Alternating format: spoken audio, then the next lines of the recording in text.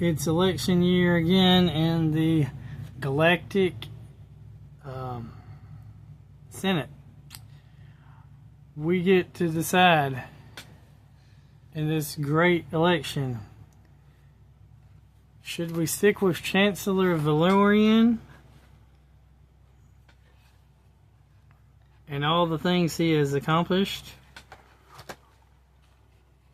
Or should we replace him with Senator Palpatine?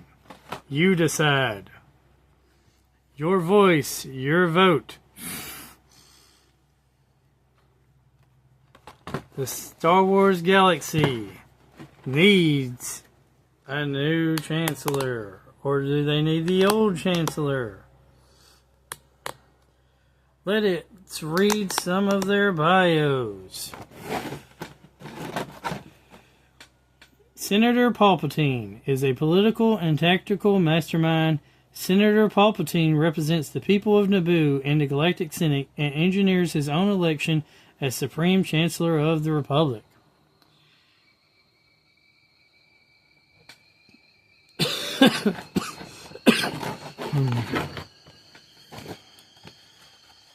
Or do we want Chancellor Valorem?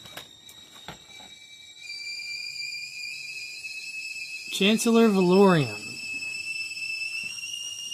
Chancellor Valorem. As the beleaguered leader of the Galactic Republic, Supreme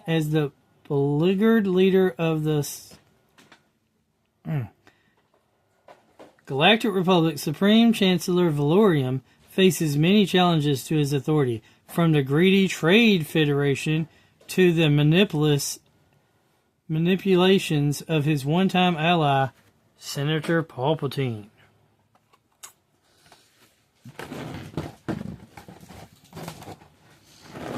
Your voice, your vote, you decide.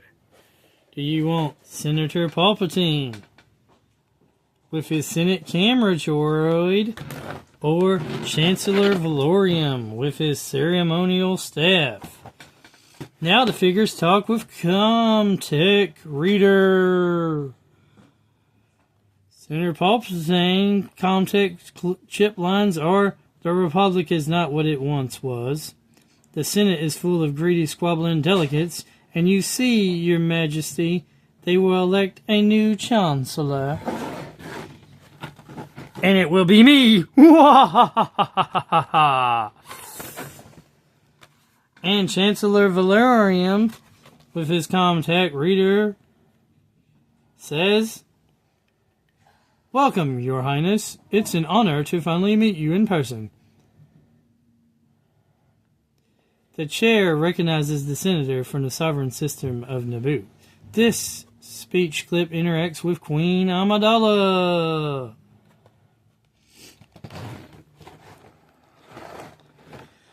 People of the Galactic Republic, vote for your next Chancellor. Keep Chancellor Valorem, even though he's done a whole bunch of stuff wrong, like let the Trade Federation get away with stuff and almost start a clone war, a civil war. Or Senator Palpatine, who secretly, according to rumors, may or may not be a Sith Lord.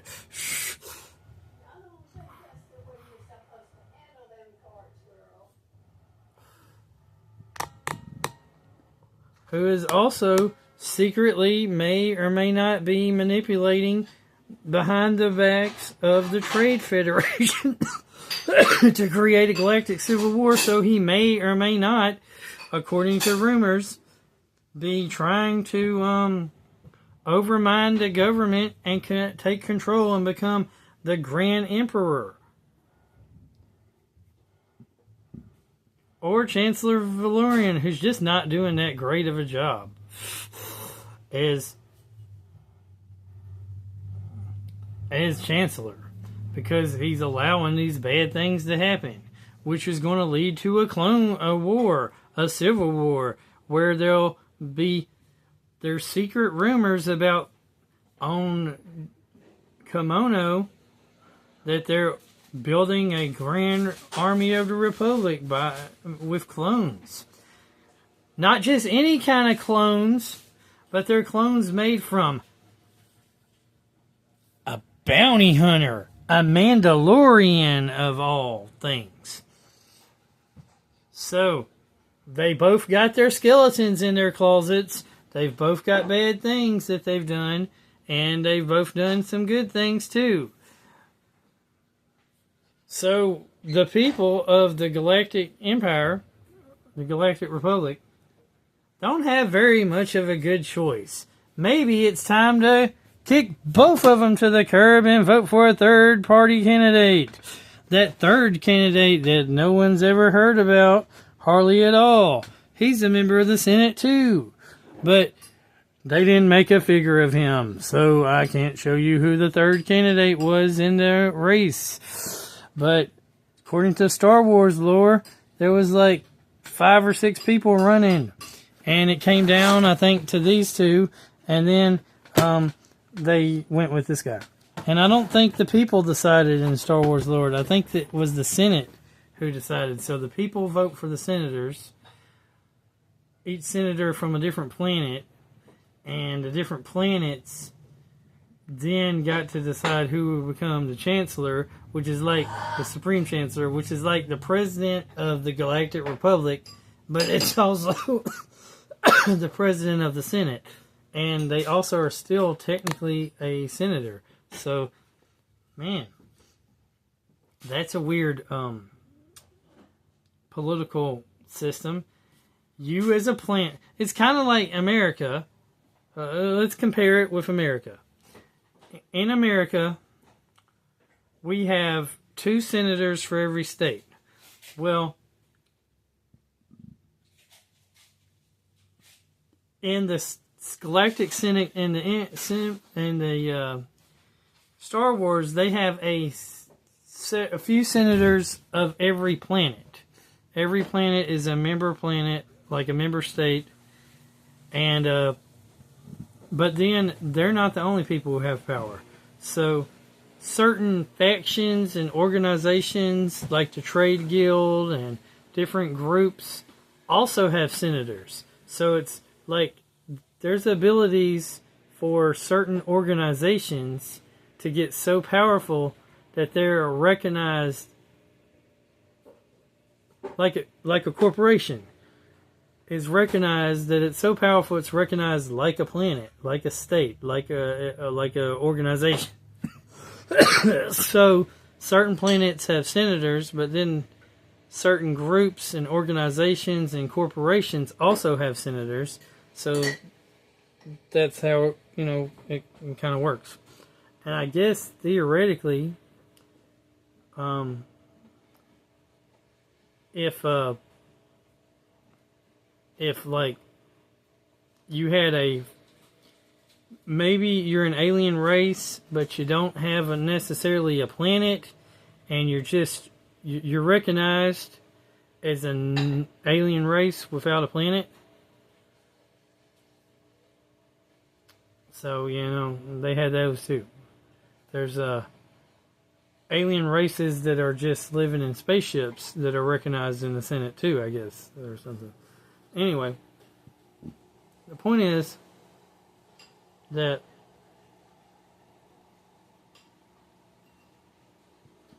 they have a weird, messed up system. And instead of electing a president by the people of each state get to vote, or maybe they don't get to vote. I'm not 100% sure about that, because there are certain planets where there's still monarchy type rule, and that doesn't necessarily mean the people get to vote. That means the monarchy gets to appoint whoever they want to go to the Senate. So there's an interesting situation there. So they kind of just get to send whoever they want. If there's a monarchy in charge, they get to send whoever they want as the senators. So then all these different senators from all these different planets all over the galaxies, they all then get to decide who becomes the president, and they also get to enact laws that are supposed to be able to be enforced all throughout the galaxy, but it's supposed to be a pacifist type assembly because they had no actual standing army. Each planet was in charge of their own civil defenses, and there was no actual standing military for the whole entire galactic empire. So every nation had their own military, police, peacekeeping forces. There was a peacekeeping force like the United Nations, but the peacekeeping force was actually the Jedi. And the Jedi worked as a peacekeeping force / diplomats, where they would go to places and try to negotiate peace settlements between different planets that didn't get along before war broke out. That being said, the Jedi secretly worked for the Senate and the government, and whoever the government had backing for, the Jedi didn't get to choose their own missions. The Senate told the Jedi Council what missions, and then the Jedi Council would send individual Jedis. So, really, the Jedi were used as the religious, diplomatic / peacekeeping force where when conflicts arose and the Senate had already decided who they wanted to win, they would send a Jedi to go defeat the side they wanted to lose, but make it look like it didn't have anything to do with the Senate, and that way the Jedi would look bad if people disagreed with the Jedi, or the Jedi would look like heroes if the people agreed with the Jedi. So the Jedi were being used and manipulated by the Senate. That way the politicians could have clean hands. It's like, oh no, we have clean hands. We'll send a Jedi to deal with that. Anyway, that's kind of... So, the Senate was so corrupt that, it didn't matter. Everybody was, corrupt and stuff. So it was just, corruption. Because there were so many different factions and groups and organizations within the Senate and all that they were just super corrupt, and it didn't really matter because they were all corrupt. And it was so big and powerful that it had too many members in it, where they were always talking all the time and never getting anything actually accomplished. Because if you discuss a bunch of stuff, you don't get nothing accomplished, right? And then all these different things are happening in the galaxy that's going on because the Senate's too busy jibber-jabbering with the jibber-jaws to make some rules and make some laws and enforce those rules and laws, and there's only a limited amount of Jedi, so there really wasn't any military backing force for the Senate to actually do anything. So it kind of worked like a confederation of nations. All the nations agree to obey this law that the Senate passes, but then if a nation doesn't obey the law, there was no real way to force those nations to obey the laws. So it's okay, you don't want to do right, that's fine. Because they couldn't really make them do right.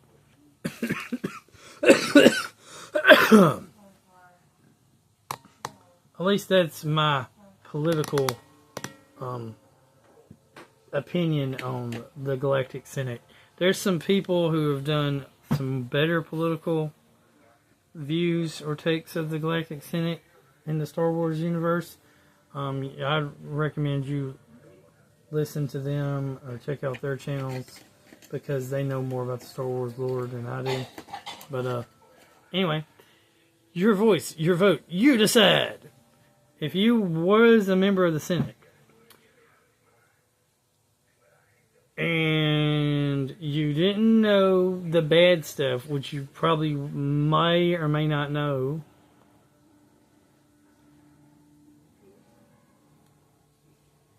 who would you vote for? I mean, neither one of these candidates are that great. But who would you vote for if you were a member of the Senate to become the new Chancellor? And stay tuned for unboxings of these great political figures. Later.